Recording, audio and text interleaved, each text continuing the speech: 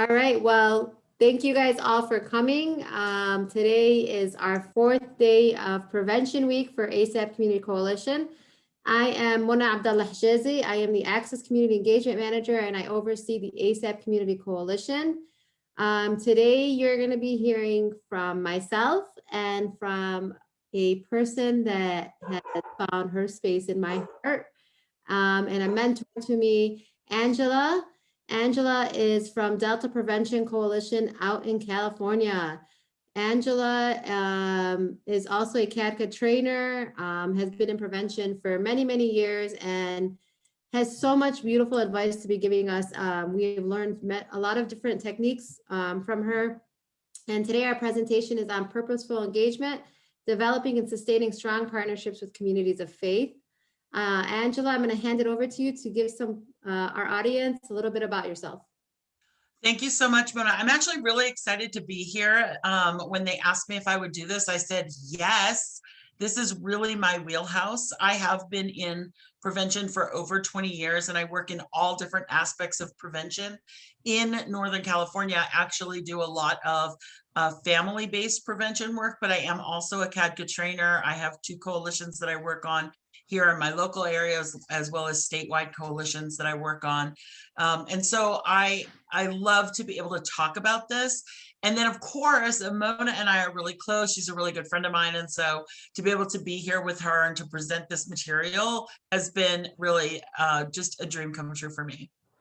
Thank you, Angela. So you guys are going to hear a lot from us today. Kind of the uniqueness of both of our work with faith community leaders. Also, you get to understand the ideas of different faiths, different types of work, and the uniqueness between prevention and faith and the faith community. In the chat box is a survey. You can fill it out in order to receive your CE credits. And then we will also remind you guys at the end of this presentation. All right, just let me make sure I can, it's not letting me move. Okay, there we go.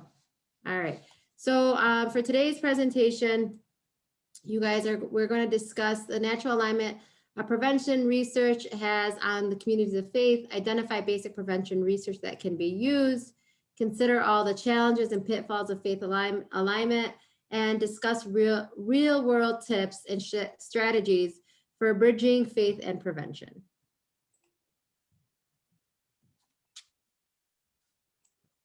We're going to start off by the first part of this presentation is laying the foundation. If you think about it, it's like building a home. You got to lay your foundation. You got to, have a really solid foundation put together. And this is what you have to have with working with your partners. The natural alignment between faith and prevention. In today's presentation, as I discussed, we'll be talking about the natural alignment between both groups, things that they have in common, such as families, community, health, and kids and youth. Most communities of faith have departments for each section. It is important for us as prevention specialists to understand other groups. It will help us understand and create opportunities for partnership. We want to be able to provide protective factors for community members, working with our community and understand the job that we need to provide our communities and our faith community and individuals who come to faith events, how we can provide them with resources and alignment between the tools of prevention that can be used in the faith community. Communities of faith are faith traditions or communities of faith are faith traditions or spirituality. Sorry, it's a tongue twister for me today. For the purpose today, we will refer to everyone as faith traditions. Is it important to know the diversity in the term communities of faith? Nearly every faith tradition practices branches out to smaller sets or dimensions. Each set with faith traditions have multiple similarities and differences. It's important to understand the communities of faith that you are working with. We are talking about communities of faith that if we are looking at how they can influence the community, and many times when you're working with communities of faith, You might be from that, practicing that faith, or you might not be, but it's your role as a prevention specialist or as a coalition coordinator to understand the role that the faith community plays in the community that you're serving. I'm going to hand it off to Angela. Thank you so much. So I want to ask you a question. When we think about working in any kind of prevention work, the first thing that we think about, and I know even in all of the work that I've ever done, the first thing that we always consider as a coalition or as prevention providers, prevention support, is who is the population that we're serving. And so communities of faith, even though when we think about it in terms of coalition work, we think of them as like another sector, you know, or you could even say like another, like prevention customer. So, so just like I would be serving schools, or I would be serving families, those would be my partners, or any of the other partners we look for in prevention work. When you think about who is closest to communities of faith, you have to really spend some time discovering what's important to them. And that's true for any sector we're working with. It's true for any partner that we're working with. But prevention and faith actually have a really natural alignment. Now, if I were to ask you, for example, what do you think the alignment is for prevention in schools? Can you put some ideas in the chat box? So if I'm a preventionist, what are some of the same shared outcomes that I would tell schools that prevention would help them get to? So in your chat box, what are some shared goals that schools and prevention would have? Obviously, and I'm just going to give you one answer. Obviously, oh, Hala says wanting to educate students on prevention. I was thinking even, obviously, we would want kids that are drug-free, right? I mean, that's kind of the deal. How about this one? Successful outcomes. That's great. What are some other things? Ooh, here's some good ones. Safety for teens, right? Don't preventionists want that? And don't schools want that? So when you're thinking about how do you figure out what is important to communities of faith, you really can think about prevention as a natural aligning partner. So when you're working with communities of faith, aren't families important to them? And so that's also important to prevention. Aren't things like making sure kids are drug-free important to them? Yes, and it's also important to prevention. What are some other ideas, things now moving to the idea of working in a community of faith? What are some of the other things that you think communities of faith have in alignment with prevention? What are some of those shared goals, do you think? And go ahead and put those in the chat box. I'm thinking even like healthy families. Healthy What else? community. Say it again. A healthy community. Yes, a healthy community. Absolutely. What else? What are some other things? What do you think folks, communities of faith care about?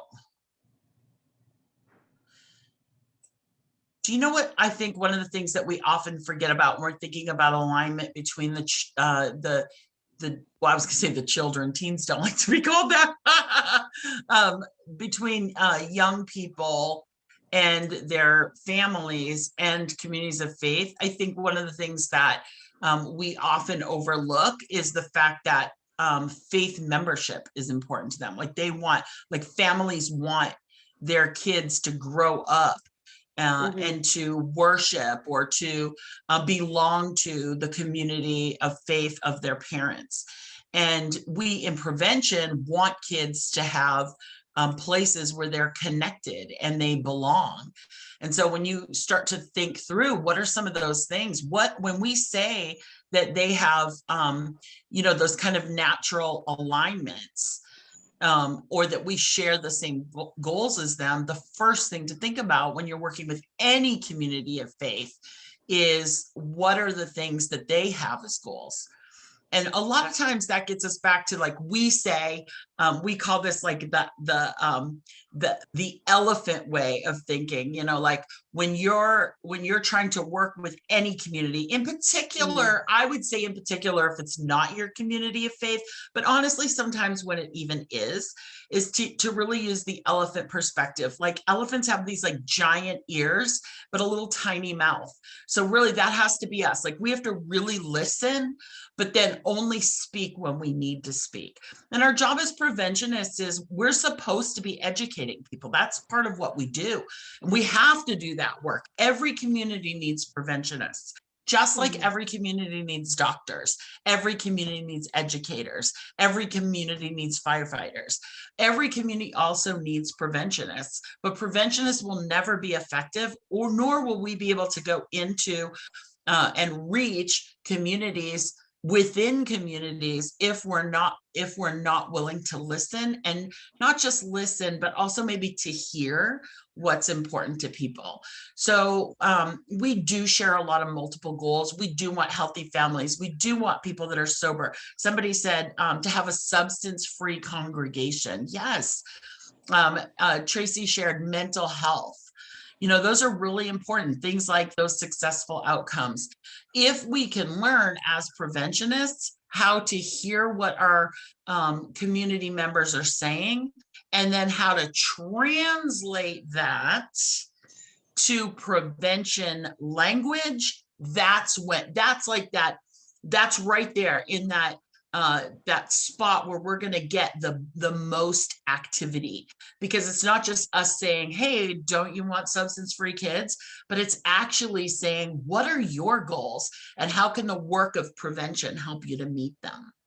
Can you give me the next slide, please? I have to add, Angela, one thing that we don't realize sometimes is the role of preventionists is if you are from the community, or you've grown to have a relationship and a partnership with your faith partner, then you start to play the role to connect them to other partners, like educating other coalition members or other community members to understand the faith community and the role that they play when it comes, like connecting them to the schools, connecting them to law enforcement, and to all your other leaders that are involved, because they will have a space where they are overlapping with the same community members. And so you could play that role where you are educating them, like, this is how this faith community works. These are the important factors for them, and this is how things are done. And so it is very important as preventionists, regardless if you're from the community or not, to really understand what role you play to help strengthen the faith community. That's really good. And it reminds me of how so many times I've seen coalitions where something will happen in the community, which seems unrelated and may even be unrelated to the substance use issues that the coalition is accustomed to working on. But it may be like a community tragedy or, an emergency or something like that. And the coalition, because we're so connected to other people in the community, we're called upon to work in ways and connect people in ways that we would not have been able to do otherwise. But it's because we've really cultivated those relationships. And by the way, that is not just unique to coalitions. That is unique to prevention, because no matter what strategies you utilize in prevention, whether you're doing school-based work, or working in communities of faith, or working in a coalition, or working with families, as a preventionist, that the number one thing preventionists need to do is build relationships. We will never see the kind of change we need to see in prevention if we do not have deep relationships with people. And those deep relationships mean that does not mean that I cannot have my belief system. I cannot have whatever faith or spiritual practices I have in my life, but it means that I listen to what other people, what their needs are. It does not take anything away from me in order to support you. And so coalition members, prevention providers, those are the folks that people will come to in the community because we'll connect them and they begin to trust us. And that's really important, because that's how we're going to get our deepest work done in prevention. Yeah. I want to just take this moment to mention this, and thank you, Mona, for bringing up this next slide, because when you're working in communities of faith, and Mona and I have talked about this a lot actually, because we did a bunch of projects with a certain faith tradition, and when we were working with them, we heard from several different I'm not sure how to like facets of this group that when it came to things like substance use and abuse, they all had very different ideas. Mhm. And so that actually surprised me when we first started working with them, because I thought, there's not like an across the board kind of, answer for whether or not they're going to be doing active work around drug and alcohol use. But I will say what I found in every single faith tradition that I worked with, and this is just my experience, is that whether or not people talk about it, whether or not they address it, substance use and abuse with young people happens. Now, are kids much more protected? Absolutely. In communities of faith, in particular, when they'll talk about it, in particular, when they'll like think about these topics and work on these topics, and help families discuss these topics, then we actually see a lot less youth use and abuse. But there are communities where faith communities in particular, that they'll just say absolutely not. You cannot drink, you cannot use tobacco, whatever.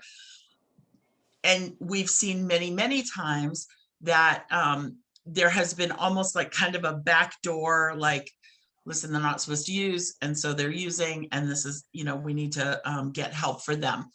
So just to know that that does happen, and as a preventionist, you have to listen for that first line of defense, but then you also have to be available to listen when they need additional help. Mona, I know you've had thoughts about this as well.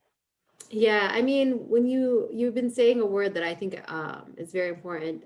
The role we play many times is people come and seek answers and want us to give them all the tools, but you have to align it with the community that you're working with, and so that's why you have to listen, as Angela said a few times, have a better understanding. So, for example, the community that I serve, there is a large Muslim community in the area that I serve. And there's different mosques, and they're led by different clergy, and they're all led with their own unique ways.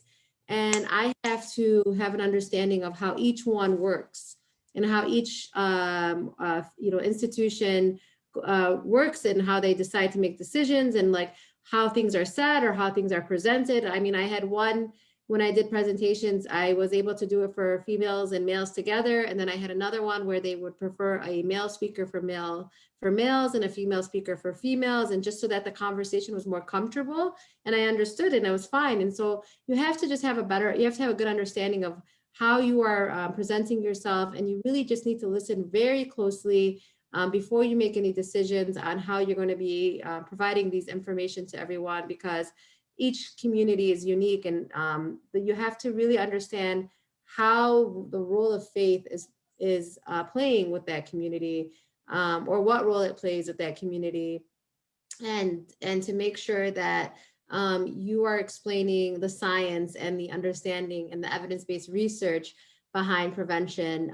And there's certain words that you can notice. For example, we did an event or a social media campaign on to be hookah free. We wanted people to stop smoking hookah because we have a large hookah use in our community, and we want people to be smoke free. And we tried to do this around the holy month of Ramadan last year, and we wanted to make sure that we were finding the words that were spiritual, but also prevention words. And so like when you would text this number, you'd get messages from us that would tell you, you'd sign up and then you get messages from us like on a weekly basis or whatever. And it would tell you like, why you should stop smoking. And then it would also add in a spiritual component into it, but it also had prevention words in it. And so it was a really unique project that we got to do, but it did take us some time, and we had to actually get input from preventionists and faith leaders to make sure that we are understanding what's the common language between us. But that was a way that we were trying to do some positive norms on substance use in our community, on tobacco use among youth, especially on the risks of tobacco use. And so, you know, prevention is, it creates an open door, right? I mean, it opens up the space for you to educate your community members that are part of the clergy and are part of the faith community that you are serving.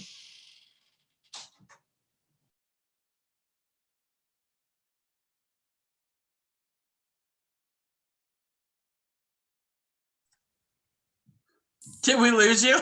Yeah, I lost. I was don't know. like, wow, she left right in the middle. No, I apologize. I don't know, just pushed for a minute. But I'm back. So let me go on to the next slide. I apologize for the delay.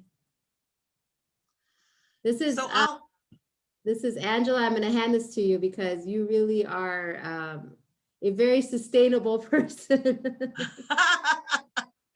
So I mentioned earlier that when you're working with communities of faith, the biggest thing that you want to think about is relationship. And I said that relationship is really based on hearing and understanding where people are coming from, understanding who they are. And I think when I was early on in my career as a preventionist, and this is still true today, I still fight the same battle today. Within myself, because I tend to be a little impatient. I mean, just as a person, I tend to be a little impatient. And so I have to continue to work on that. I also know that what works in prevention works. And so sometimes in communities, as I'm working even in my own community, I have to like take a breath and not be the first one to answer, but to listen really carefully. Because what happens in prevention is you'll develop relationships, and those relationships will sustain everything that you do. So in order for you to be able to move forward in all of the prevention strategies that you've created over time, you want to think in terms of how do I create relationships, those core ones, but then how do I create those core relationships where they will then hand me off to someone else? So for example, if I've made some inroads, I was doing a project a few years back with a community of churches in our local area. And this was a really fascinating project. What happened was the communities of the faith community around us, several different faith partners were working together on something else. And we just approached them and said, how would you like to do some prevention strategies? So we did have to sell it a little bit. And so we met with all these different local churches. Well, going into these local churches, I'm trying to create relationships that are going to be sustainable. So I really had to think through, and my recommendation for you is to a little bit how what Mona was talking about, which is you have to learn everything that there is to learn about them. So you have to be willing to listen. So I had a funny story. I went into one church and my husband came with me because they asked us to come on a Sunday morning. Now, this particular church, I asked before I went in, what do women wear? Because I felt like that would be respectful, for me to show up and wear what a woman was supposed to wear. And so it was a Sunday morning, and the pastor of this local church said, you can come in and we'll let you speak for a few minutes to the congregation. And that's a really big deal. Well, when I asked the youth pastor, who was his son-in-law, what do women wear? He told me business suits. Well, I can wear a business suit. So I went and got myself a business suit, and I wore a business suit. But what I didn't know is that no woman in the whole place wore pants. I did not know that. I asked questions about like makeup and like clothing and shoes, but I did not even think about that. And so I showed up and I was wearing pants. So I had to get up, and I looked at my husband. I was like, you're getting up with me.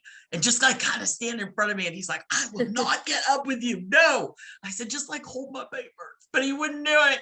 But I created such a great relationship that day. The pastor's wife said, I apologized. Of course, I was like, I'm so sorry. I wanted to be respectful. I didn't realize.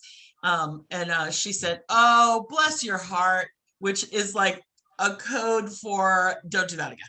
But it was super fun. And it just, like if you just go into it with those kind of relationships, now I connect with them all the time still. And as people have moved on, because they know it's important to us, they've helped us to sustain those relationships. So they actually give us a warm handoff to like the next youth pastor or, and that is really about what sustainability is. Once you've gotten that in there, just do everything you can to keep that relationship going. They're already doing the work. And it's just a matter of like, oh, are you moving to another location? Do you mind introducing me to the person that will be replacing you? Or even like a quick email so that you can help explain. That's how you're going to get sustainability of your project and save you a lot of headaches and a lot of like wearing the wrong pants later on.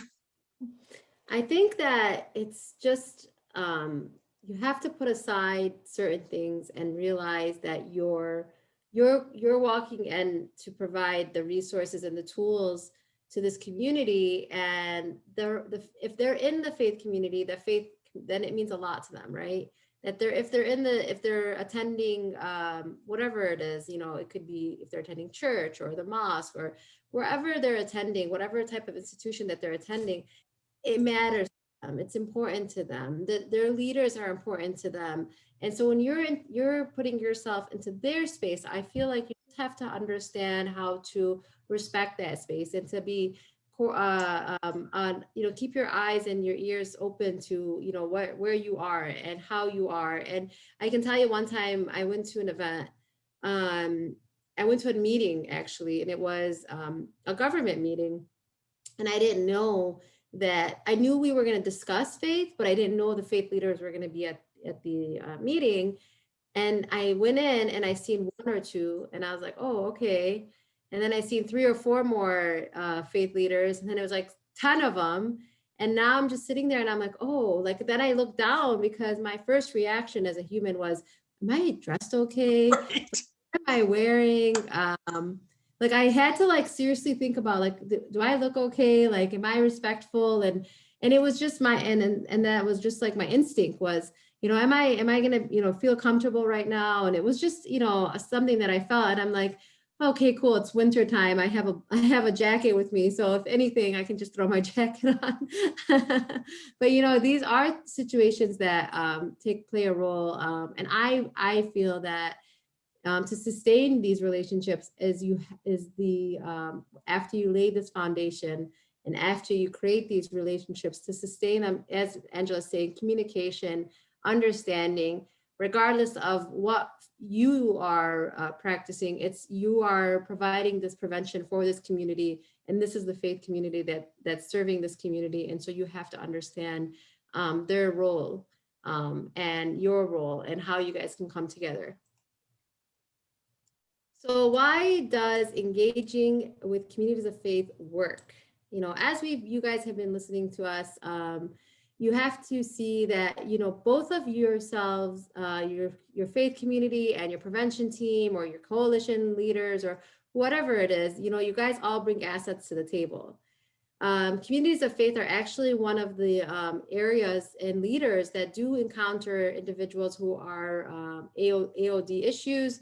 They do have individuals who come to them for mental health issues, people, as I said, once you have an understanding that if people are going or are attending a faith institution, then it plays a large role in their life. And so you have to know that these are going to encounter multiple different types of issues, be it a family struggle or an individual struggle or a youth is struggling with something. And so faith often does play a role for some people in their treatment. It plays a role in preventative work. Sometimes faith institutions could have after-school programs or youth programs or youth-led programs. And so our coalition has got involved in a few events with the youth programs here in our city, which has been really helpful because we know very well that when you engage youth or you're trying to provide prevention for youth, it's really important to get some youth leaders on board. And it's also really important to open the door to all youth. And what I mean by that is sometimes you'll have your leaders that are always on everything. You have your National Honor Society, and then they're in the faith community after, and they're like 100 different, and they're like, they're in sports. But you also want to make sure, especially when it comes to this topic, that you're engaging all the youth. You know, we do this a lot when we're in the classrooms, or we're doing presentations. If we're doing life skills presentations, we make sure that we're engaging all the youth. And so you also want to be doing that with your faith community, is when, if they do have an after school program, or they do have a youth group, that you are engaging all the youth that are coming in there. Or if you talk to your faith leaders and they can actually make you alert or aware of some youth that are struggling or might need some guidance and some support. So some unique assets about the faith community. You guys may know that it's a strong social network. It's a place of connection for many people. People will attend events, or will attend prayer, or will attend sermons, or you know, different types of after school programs. I've seen, like, you know, there's some sports programs that happen at some faith communities. And so it's really important to see the assets that the faith community provides. And health is a very important component in many faiths and in many faith institutions. Providing preventative factors is a very important part of faith for many of communities across. You know, Angela, we've talked about this before, that, you know, you guys are always advocating for people to make healthy choices and, you know, healthy living, especially during these unprecedented times that we're living right now during the pandemic. You know, I was reading a study a few years ago on one of the things that is important to communities of faith is, I mentioned that their children also follow in their faith footsteps, and so I became curious because I was doing prevention work, and I became curious, like, what does that mean? Like, what are the things that it takes in order for your kids to follow in your faith footsteps? And if you're a parent, you know, you have a faith for real reasons. Like, you really, you know, it is, as Mona said, important to you, and so you are, that's your hope for your kids, that they'll follow you in your faith footsteps. And so one of the things that we found out in doing all of the research around working with communities of faith is that the main way that families will get their kids to stay involved in their community of faith is communicating to them why their faith is important to them. Mm-hmm. And yet in the study that I read, it actually said that most kids don't feel as though their parents had communicated, that their parents had communicated to them why it's important. So what we did when we approached the faith community that we were working with is we said, you know, we know how to teach parents to communicate their beliefs to their kids. That's part of what we do. And so would you be willing for us to teach you, have families go through these classes, teach your families how to communicate their beliefs to their kids? And as part of that, we'll talk about things like drugs and alcohol, and all of the other things that we had, that we wanted families to know about, mental health and that kind of thing. And they jumped on it because what we were doing was meeting their need. Their need was to communicate their faith to their kids. Our need was to teach families how to communicate those kind of big, important discussions with their kids. And that is a really good example of how you can say, what are the things that are important to you? And then, as Mona's saying, like, go in and find out what are those other areas. Do you know, you could have a really great youth group that never talks about drugs and alcohol, that may not ever be on their radar. But if you could just give them a small training, we used to actually do great trainings. Our coalition had this whole, they had a whole like kind of packaged curriculum that they created on working with youth ministers, youth pastors, youth leaders in churches and other faith communities. And they would just invite them to come and learn what are like 1 or 2 or 3 small strategies that you could incorporate each week that would actually increase the prevention messages just purposefully. And that's just a really good example of how to like embed prevention in. And then I know when we did actually leave this slide, we had a little discussion about whether or not we should leave this slide in. And so I'll just say, when we talk about rural communities, and for some people, the distinction is the same, whether it's a rural community or you feel like in your community, your faith community is like that thing that connects you. There are some really good, when you think about the opportunities that you have, communities of faith really have the ear of the community. Community leaders are the ones, there's some, I read some amazing research about, I don't know, 6 or 7 years ago, for communities where people didn't even attend those particular faith traditions, but the leaders of faith communities actually, when they would talk about health, mental health, wellness, people in the community who didn't even attend actually were getting messages from them and were improving their outcomes.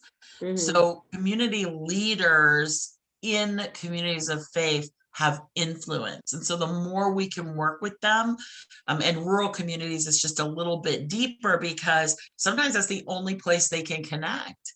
Right. And the other piece about communities of faith is you may have in a rural community like a library or even like a teen center, or like, you could have some of those places, but a community of faith will actually go the extra step of like sending people out in vehicles to bring families in and that kind of thing. So you're just going to get a lot more access. Well, I have to say that I think it's really important that we do, and we were talking about, do we want to keep that slide in, but I think that we do need to understand, all different cities or suburbs or rural areas. Preventialists have a lot of commonalities. If you actually just have conversations with, I want to say one of the things we talked about this last week was our partners or our, discussing what are common things that we are both facing in different cities, so different coalitions. And we talk about like, what are you doing to, to deal with this problem? Or what are you guys doing to provide these resources for your community? And it was really important I feel for us during the pandemic, especially to see, what resources are out in your area. In case maybe I run into people that are, you're serving their district, or if they're from our community, and like, how can we work together? And so like when you were talking about the royal communities, I said food on there, and I was gonna laugh because food plays a large role in so many events.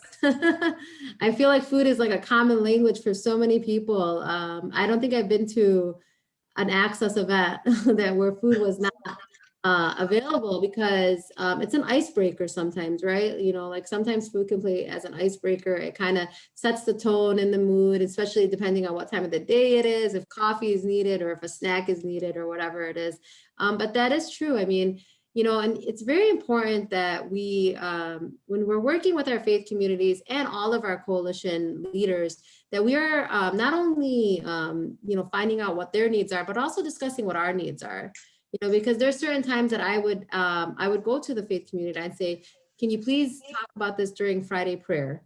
Can you please talk about this when you guys are, preaching? And, please make sure that the word is getting out there because people are listening, and I think it's really important that this is how I feel our coalition is done successfully is that there's multiple faces to the coalition. Multiple people are giving the same message. It's the same message coming from multiple different sources. And so that's why I find it really important that you utilize, and you as a preventionalist, as a coalition coordinator, that you utilize all your coalition members' roles in the community, right? And you hold each other accountable. You start to, figure out, you are the faith leader. This is part of your role as the faith leader. You have to work with us on these topics. As much as you educate, you also have to advocate for prevention in the community, because it does have better outcomes. It does have protective factor outcomes. And so these are things that you want to provide. And we're going to move into communication, right? Creating a common language through communication is a very important role when you are working with your faith community. Well, and that's also when you think about moving into this piece, if this is the piece we're responsible for. And that's why that's so important for us to refresh, which is what Mona and I are going to do right now. We're just going to refresh what are those pieces that prevention knows. What does the research say? Because if we're trying to align that with communities of faith, we have to be knowledgeable enough in our prevention strategies to know when we see that alignment. So that's why we're going to walk through a few of the ways that we look at prevention, so that just as a refresher for all of us, so we will know when we see this with our communities of faith, what does it look like and how can we name it? Because at the end of the day, our job is to make sure that we're getting prevention strategies out there. All right. We're gonna move a little quicker now, because if you know me and Angela, we love to talk about this a lot. So we're gonna move a little quicker for you guys. We're chatty, but we did include several slides in here. We're not going to take too much time on them, except to say these are really important for you. If you don't have information on them, we're going to give a quick cover, but definitely do a little bit deeper of a dig.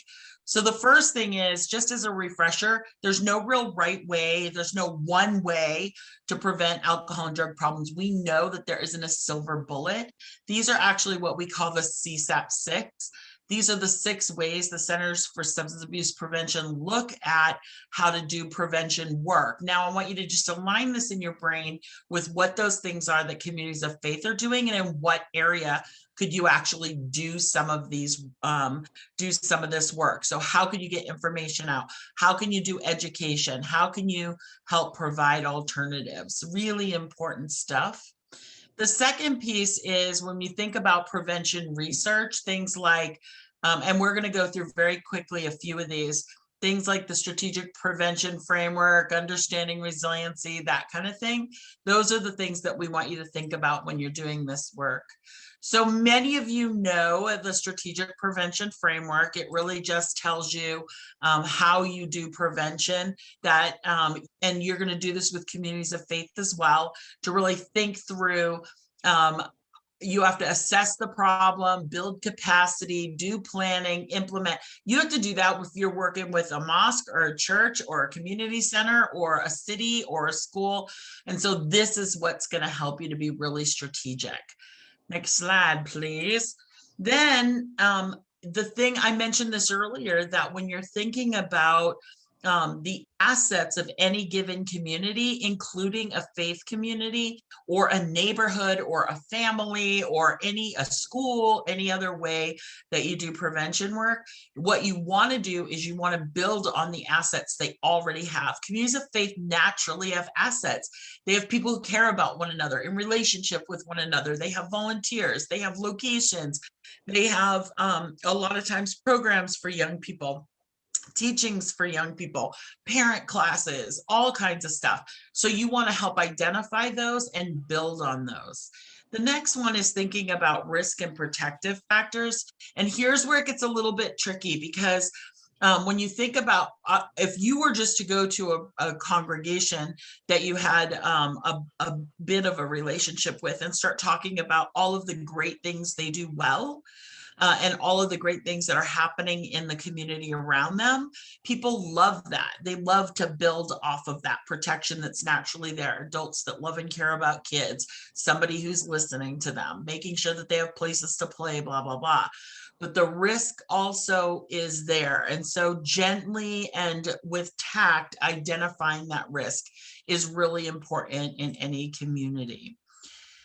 I'm going to throw it over to Mona, and she's going to talk about resiliency.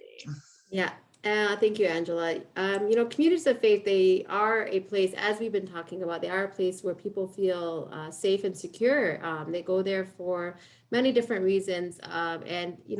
Communities of faith do encourage emotional development. They do want to host life skills training classes. They give people a chance to develop life skills, and they help in a time of disaster. I've heard this many times when I'm working with my faith community. People will come to them in life and death situations sometimes. And we at Access have been working really hard to provide advocates for the faith community when it comes to different topics. Actually, we were on a call about this today, just discussing, you know, what are some new types of information or resources, or what do we still need to provide people when they're coming to the faith community during the pandemic? I mean, people, you know, during these days that, you know, we're hoping we're going in a better direction, but in the past year, you know, people needed help and needed support, and the faith community was a place that many people went to. And so it was a place, you know, I know for us, I was very happy to see that one of our local faith communities, and many of them now, but in the beginning, one of our local faith community became a vaccine site. And I thought that was a great idea because it was a safety mechanism. People felt comfortable going to the mosque to get their vaccine because their faith community had discussed it and provided them with the information and the education around the vaccine. And so the faith community is not just a place where you worship and it is a place that people go to for many different resources. And sometimes it is times of disaster. When you think about the way that you do work in any given community, we often think about this public health model. And one of the great things about working in communities of faith is they can fully understand the public health model. The idea is that in order to do true prevention, you really have to work on all aspects of it. So the host is like this person that might be affected. So we often think about this as like the young person. So a lot of people want to like educate young people, work with young people. But if our young people are the only things that we focus on, but we never focus on the agent, which is the cause of the problem. So traditionally we'll say like the agent is whoever, whatever is supplying whatever that problem is to our young person. So if we only work on young people, but we never work on that cause, or if we only work on the young person and the cause, but we never impact the environment, we won't see the change that we want to see. And so this becomes a really, oh, you already went to I was going to say next slide, please. This becomes a really important discussion in communities of faith because sometimes they'll focus on one or the other, but our education for them to understand all three becomes really, really important. Then you have to think about youth development. They want young people to succeed. We want young people to succeed. Parents who are in the congregations want young people to succeed, but so do all the other people that are supporting them. And communities of faith can really become a great source of providing youth development strategies. They just need an alignment of what they believe and how we can bring prevention to them using the things that we're talking about. So this is one of my favorite parts. I love culture, and I love to see and to educate myself on understanding language and culture and beliefs. And if it's my culture, or if it's my belief, or it's a different culture and a different belief, I think that's part of one of my favorite reasons why I love working for nonprofit, is because I know at the agency where we work, there's 19 different languages that are spoken. There's people from all walks of life that come through, and it's just such a unique space to be a part of because you open your eyes, and you also, and honestly, one of my favorite things is to see like the commonalities. I think me and you, Angela, realize that over time, first of all, we're from different parts of the United States. We come from different backgrounds. There's so many differences that you could think about, but then there's so many similarities between us. And I think, of course, a lot of it has to do with our love for prevention. But you do see how important faith has played in the work of prevention that we have encountered. So this is Let's Talk About Religion, recipe for disaster. And Angela laughs because, it can't get harder than this, put a pot of politics and religion and you're asking for a recipe of disaster. I mean, it's a very slippery slope. It's a very difficult topic to talk about, to discuss. And it's a space where I start to feel very happy that I work for a nonpartisan organization, because, you got to learn to put these things aside sometimes. And you have to work on your piece and provide your tools from the prevention aspect. And it's very important to, you know, back yourself up with all of this wonderful evidence-based research that you have. But yeah, this slide, Angela just finds it to be a little humor for everyone. Well, it's so weird because we're asked, that's literally what we're asking people to do, is to Yeah, talk about those things that are so important. And so like, they're the things everybody says avoid, and yet we're the ones that are like, we cannot avoid it. We don't right. have that luxury, but we can learn to come out of a place of kindness and listening and love. Yeah, and understanding language and barriers, do your homework, educate yourself, develop a common language, create a common language, find those words, find that way. And again, listen. It's really important to listen. It's really important to understand that, you know, I always I feel like the reason I'm very grounded with my work is because I do take that time to listen, and I do take the time to put myself in that person's shoes for a moment, just to have an understanding. I remember one time, this was a very interesting story. I was at the local mosque that I actually attend on my own free time, but I was there for my work, and we had a table. We were very, in the beginning of the coalition, we were very into tabling. We'd have a table everywhere. Anywhere we could put a table and provide resources, we were doing it, because we needed people to become very comfortable with us, to understand who we were. So it would be me and like a coalition member. I mean, one time we were at the grocery store, it was me and the fire department chief and the police chief, and people were like, what are they doing? And I'm like, we are educating you on prevention and on coalition work. And it was weird and different, but it worked, because people started to become comfortable with who we were and what we are, what we do. And because the coalition's under the Access umbrella, and Access has such a respected, trustworthy relationship in the community, people felt more comfortable coming to us and talking to us. But I had a table at the mosque, and there was a young lady who came up to our table. She looked around, you know, didn't say anything. I said hello, and she walked away. There was a flyer on our table for AA meetings, an all women's AA group that actually our agency had provided the space for this all women's AA meeting. And she looked at me and she's like, oh, can I, you know, are these free, or can we take any of this? I'm like, sure. And she didn't take anything. She walked away. I realized I needed to walk away from the table. And so I Oh, walked away from the table, and she came back up and she grabbed stuff and she grabbed resources. And you have to just realize that sometimes it's a comfort level, or it's the area, you know, it's a space where people are just scared, or don't, or stigma plays a role, and taboo plays a role. And so, you know, we made sure that was a moment when we started to realize faith has to help us break the stigma and break the taboo, and explain to people, you know, you'll see it a little in a couple of slides. One of our champions in our community is educating from the faith leaders, is them advocating that substance use disorder and mental health are real live health issues that people are facing, and it's okay, and that there's help, and that there's resources out there for people. And you shouldn't feel ashamed or feel like a failure if you're facing them, or if your family is facing them. so we thought we would offer you now, just, we really want to just acknowledge that you are professionals in your field. And so for many of you, this is just going to be like a quick refresher of some quick ideas for you when you're starting out, because it can be a little overwhelming.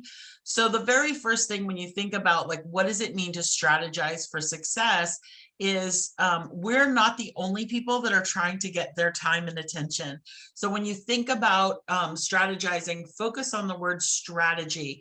Really sit down before you even approach and lay out what you do know, and how could you approach them, who knows them, who are the folks that that might be able to connect you, but also what parts of working with a faith community can you already get alignment? Because remember, the conversation is going to be about how do we engage them, but we also want to eventually move to this discussion about engaging in the community of faith. And the best way to do that is to find champions, which you're actually really good at, Mona. Yeah, I do have a champion, the wonderful Imam Abraham Kazruni from the Islamic Center of America. He said to me once, educating among our youth and parents is critical. Our community needs to work together. Faith is a part of many people's lives, but if they need medical help, I want to advocate for them to receive it. And the reason why he said that to me was because we went through, in many communities, we had a lot of overdose deaths in our community to people under the age of 25. And it's very hard to be the faith leader that has to stand there and to perform the funeral services. And so it was really hard on him. And he said, I really want to make sure people know that they can receive medical help for these types of medical problems. People are coming to me hoping that I could, help their child, but I want to make sure that they know what resources are available. And so it was something that I've always kept, inside of me, just to know that, he's advocating for this. He's helping us break the stigma and the taboo around these topics. That speaks from the relationship that you have with him, and to be able to jump off of that place to be able to do the work. And so for the rest of us, when we're thinking about building those relationships, I just want to make this really important point.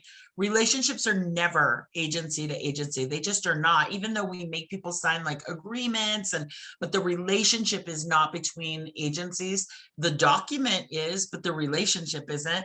So when you're building relationships, you have to do it in the way that you would in your regular life, in your natural life. Build relationships and be there for the important stuff. And those are going to be the relationships that will hold for long term. Next slide, please. But in the way, oh, you're already there. Why do I even mention it? But as you're beginning to do this work, you want to do a lot of pre-work. So before you even get to that point, at first, you want to think about what's in it for them. Why would they want to do some of the stuff that we're doing? You might not be the right person. I mean, we're talking about relationships, but honestly, you may not be the right relationship. So again, back to that strategy piece. What are those things that you want to talk about? And is there a better person to do it than you? Mm-hmm. And then also remember, what's the ask going to be when you walk in the door? Are you going to ask them, are you just building relationships? They're going to know that you want something. So be clear about what you want and think about what you want. Maybe ask for something smaller in the beginning and then build up to something bigger.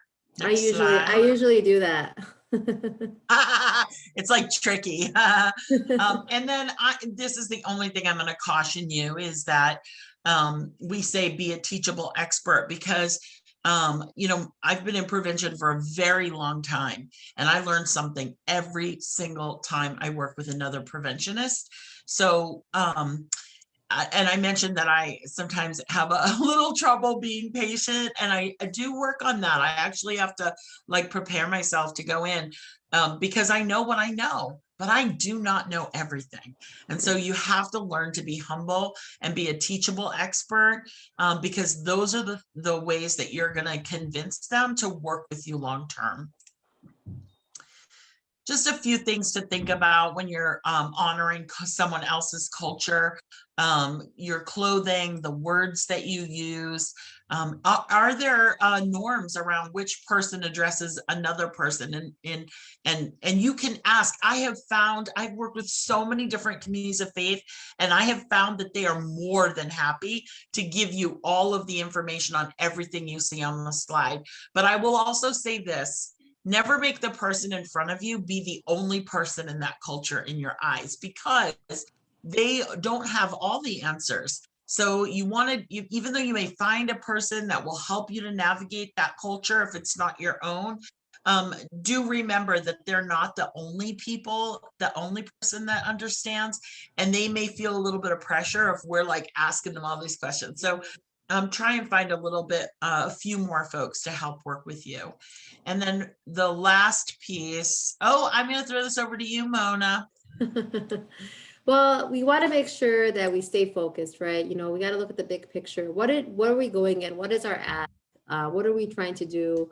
And you have to realize that the big picture, you're both in it. Your faith community and your preventionalists, you guys are both in it. You're trying to provide all of the resources and the tools to reduce substance use in the community, to provide healthy protective factors, and to have a community, that works together. and has better outcomes together. I mean, that would just be amazing to have a community that's, you know, substance free, where people are receiving treatment and resources if needed. And so you do want to stay focused on the big picture. I love this one. I love this slide. If at first you do succeed, try and hide your astonishment. I love that because then it says like, we do everything that we do and sometimes things don't quite work out. I mean, they do work out and then you go, okay, that worked great.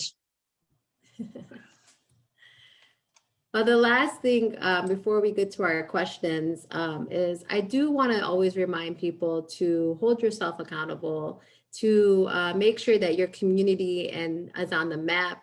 Make sure that you are, you know, obviously you're educating yourself and you can also educate others. I think it's really important that prevention coordinators or people in the communities that are working in this type of work actually discuss how they are facing the challenges and the barriers and the outcomes that they are coming out together, because you do learn from each other. It's really important. I have talked many times, and I think me and Angela learned so much from each other. You know, I don't know. I mean, a year ago, it's been over a year actually, right before the pandemic, when I met her, you know, and she just started talking and telling me all these different things in these different ways. And I was like writing things down, and I was like, I don't know, maybe that will work, maybe that won't work. But it's okay to ask questions. I had to be okay with that as a person, because I do ask questions. And the reason I do ask questions is because I always want to make sure that all the resources that I am providing my community are culturally sensitive, are reliable, are useful, and make sense. You know, there could be things that, you know, even like if your CADCA trainer tells you, hey, use this or this will work, you have to make sure that you know that actually, is it effective? Is it going to work? Is this something my community can use? And so just make sure that you take things, you know, go back and forth with yourself about what resources you're providing your community before you do. Our presentation at this point is at the Q&A, so we're going to open it up. I want to take a second to very, very, very thankful to you, Angela, for taking this time to be here with us today, to support our coalition, to be up a few hours earlier. But you are in California, so I don't know how much I'm going to feel bad for you, because I love the country. I love the state of California. I almost said country, but the state of California. So I'm going to open it up now to Q&A. If anyone has any questions, let's drop them in the chat box.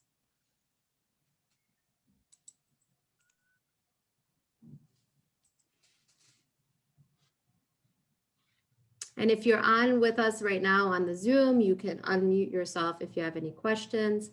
I'm going to give it a few minutes. I'm going to type us secret questions. I have a question. Go ahead. So what position, like the secretary or the pastor, who do you reach out to initially when you're trying to engage with the different faith communities? Because we have a lot of churches in the communities that we serve, and that's always like a issue for me. I don't know who to reach out and then how, especially now with the pandemic. Do we email them, or because most of the churches aren't open, they're starting to open up back now. So that's my question, who and how? Well, I'd like to take a quick shot at it, Mona, if you don't mind. Yeah. So the very first thing, and I think we're going to go back to this idea of this being a strategy. When you think about both the who and the how, you first want to think about who do you already know. So for example, if you're looking at a particular community of faith, I would actually see if anybody I know already knows someone there. My experience has been that you eventually are going to need to get to a pastor or some kind of a church leader, but they're usually not the first entry door. If they are, then I would even ask them, is there somebody else that I can, like get their first permission, but then ask if there's somebody else I could work with, depending on the size of the church and what your strategies are, because they tend to be very busy. And if you could find somebody who's already focused on that, like in some of the churches that we worked with, they had folks that did, like, for example, family program or a youth pastor, or those kinds of things.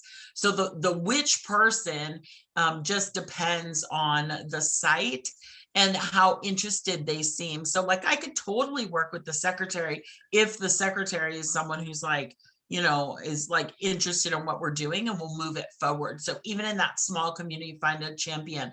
But it's so hard. I mean, you can type an email and send it just for fun, but they are probably going to be like, wah, wah, but I would 100% try and find someone. I have even been known, true story, to post to my own Facebook page and say, for example, I did this last summer because I needed to work with a church. And of course, you're saying churches are closed down. They were like, people were not, they were like all on Facebook.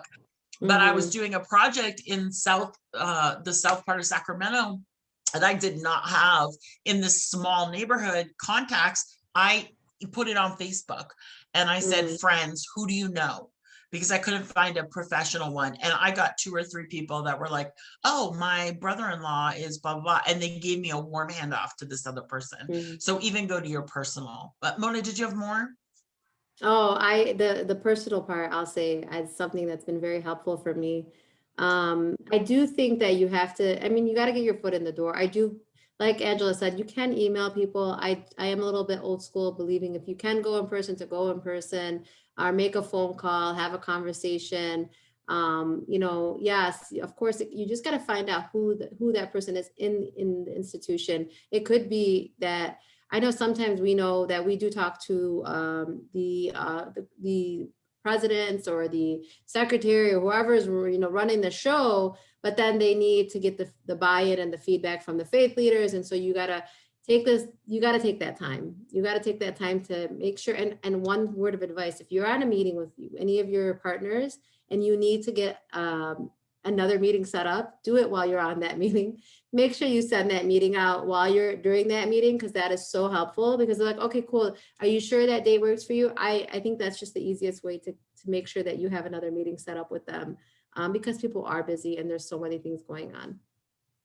Can I just add too, you have to fold into their customs, like I want to know when my next meeting is going to be, and I want to be on time, and I want, because that's who I am. But they may not the meeting thing, but the on time piece, where they may be like, you know what, come at 2:30, and then they're not there till 3. I have to like calm myself down a little bit to like not that's their culture, not mine. Right, and so I have to like fold myself into their culture a little bit more, even on some of those things that might in other situations frustrate me. I just have to be like, roll it off. I had, a couple years ago, our coalition, along with other coalitions, wanted to put together it was the first time that the mosque was actually doing a summit or a conference on substance use prevention, and they had people in recovery talking, and just all sorts of community members that came together. And they were like, okay, we're going to be meeting after prayer in the evening. And I would look at it and I'm like, what time is prayer? And I'm like, oh, okay, I'll be there at like 8 o'clock at night. I went. I would show up at 7:30, 8 o'clock at night till whatever hour, working on this, because it was the only time that everyone could feel that would work for them, where they're not, after all their work day. And we, like, for the Muslim community, they pray 5 times a day. And so it was like after the praying and all of that, I'm like, okay, so I'm going to be there. And there was one time, they were baking, the mosque was baking, and I'm like, oh, and they're like, do you want to help? I'm like, sure. And I just like kind of went in with it, and I just like went with it was fine, and I was like, I was okay with it, because I knew that we all had the common interest of, we're trying to help, and we're trying to put this together, and we're trying to make sure that this is still going on and that's going on. And so I just got engaged with them with everything that was going on, and we had our conference. And it just takes time and a lot of educating and patience when you're working with your leaders on providing resources for your community. One time, Mona, I actually, in the midst of doing this, showed up. They told me I could come and talk to them a particular time, and somebody like messed up the times. And so when I got there, it was like an hour early. I thought that's what the time, they thought it was some other time anyway. And so they were like, oh, well, please join us because we're just starting our yoga class. And I'm like, Yeah. yes, I will. Thank you. And so I Right. did yoga in the park. But it was like so affirming, and they were like, thank you for doing that. Yeah. Right. Yeah. Yeah. I agree. Just you kind of go with your flow. Are there any more questions from anyone? You are more than free to email me or Angela. We can drop our email addresses in the chat box, and I'm going to add mine in.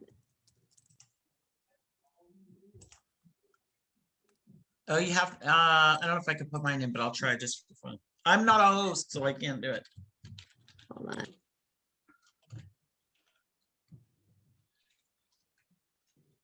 But I'll send it to you.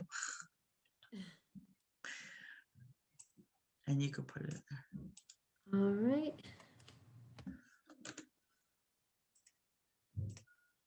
Okay, well, thank you everyone for joining us today. Let me take this. This was so much fun, you guys. Thank you so much. It just reminds me of all the amazing experiences I've been able to have with communities of faith. And of course, all communities have different communities within community. And so we do this talking about communities of faith because I think that's one of the areas that people struggle with a little bit. And we've struggled with, but have been able to come up with some really great strategies to move past that. But it just reminds me of how much fun it is to be able to go out there and find folks to help to partner with you in your prevention work. Yeah, I agree. I think the on the ground work is the funnest part of this job. Being out there and being able to, support people and to see who you're supporting and to get your people advocating with you is a blessing. So I agree with you, Angela. It's been a nice journey so far. We are in day 4 of Prevention Week for our coalition. This is our second year doing Prevention Week. Prior to that, we would do our annual town hall once a year, and people will be able to come and hear our speakers. Due to the pandemic and having to be on a virtual platform, we moved to this, but it's actually really a nice experience because we are able to have speakers like Angela who are on the West Coast, and we are able to connect with people outside of our little community. And so we will probably continue to do these webinars in the following years. Tomorrow is our last day, and our wonderful Hala Mallah is going to end the week with a training on being mindful and taking a breather as an employee, as a prevention specialist, or people who are working in the community. Now more than ever, we have to learn to take care of ourselves and to stay healthy, because people who work in prevention or work in community organizations tend to be on the go nonstop and sometimes are not mindful of taking care of themselves. And so I look forward to seeing you all tomorrow at the same time at 3 p.m. on the same platform. And once again, Angela, thank you for joining us, and we will see you guys all tomorrow. Thank you. This was some really great and good, useful information. Thank you so much for this. Thank you. Thank you. Have a good evening.